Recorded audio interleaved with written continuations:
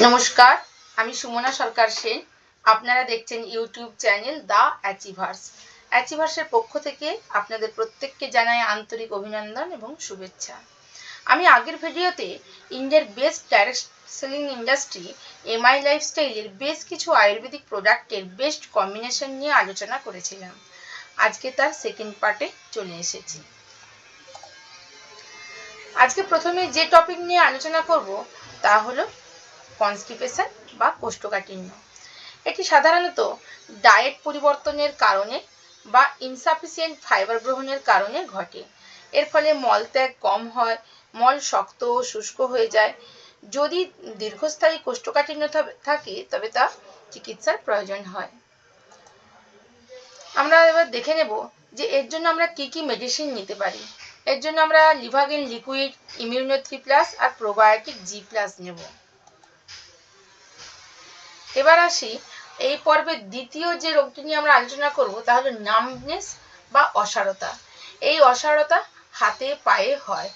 যখন পেরিফেরিয়াল স্নায়ু ক্ষতিগ্রস্ত হয় তখন এই অসাড়তা হয়।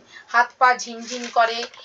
এটি কোনো বড় রোগের প্রাথমিক লক্ষণ হতে পারে, তাই এটিকে অবহেলা করা উচিত নয়। এর জন্য যে যে মেডিসিনগুলো আমি রেকমেন্ড করব তা হলো ন্যাটসিয়াম, spirulina gold, champion massage oil, 95 আর 5 ট্রেস। এবার যে ডিজিজ নিয়ে আমরা আলোচনা করব তা হলো মাইগ্রেন। এটি এক ধরনের মাথা ব্যথা যা সাধারণত একদিকে বা দুদিকেও হতে পারে। বমি বমি ভাব দেখা যায়। এতে আলো, শব্দ, গন্ধের প্রতি সংবেদনশীলতা দেখা যায়।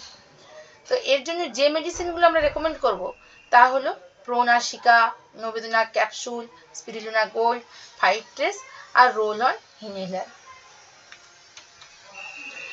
এবার আসি পক্স। এখন পক্সের সিজন, ম্যাক্সিমাম ঘরে ঘরে এই পক্স ভাইরাসটির উৎপাত বেড়ে চলেছে। তো পক্স হলো একটি ভাইরাসজনিত সংক্রামক রোগ। শিশুদের ক্ষেত্রে এটি বেশি হয়। এই সময় ইমিউনিটি পাওয়ার ঠিক রাখা উচিত। এই সময় তেল মশলা ও ফ্যাট জাতীয় খাবার এড়িয়ে চলুন। আর যে আয়ুর্বেদিক মেডিসিনগুলো নেব সেগুলি কিন্তু ইমিউনিটি বাড়ানোর জন্য। সেগুলি হলো 95 মাল্টিগার ব্লাড পিউরিফায়ার আর লিভাগেন।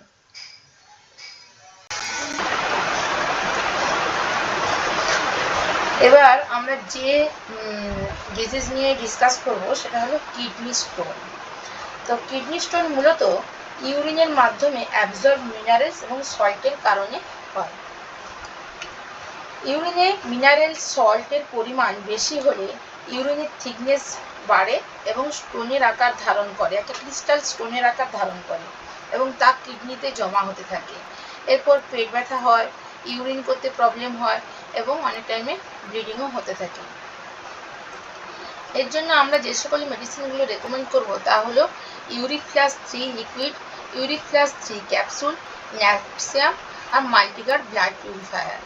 তো এই রিকভারির পর, কিডনি স্টোন থেকে রিকভারির পর আমরা কিন্তু বেটার রেজাল্ট পাওয়ার জন্য 95 নেব। এবার আসি ফিভার। ফিভার হচ্ছে যে কোনো শারীরিক অসুস্থতার প্রধান লক্ষণ। যে কোনো বড় রোগ আসার আগে ফিভার হচ্ছে তার লক্ষণ। তো শরীরের স্বাভাবিক তাপমাত্রা 37 ডিগ্রি সেন্টিগ্রেড বা 98.6 ডিগ্রি ফারেনহাইটের বেশি উঠলে তখন ফিভার হয়।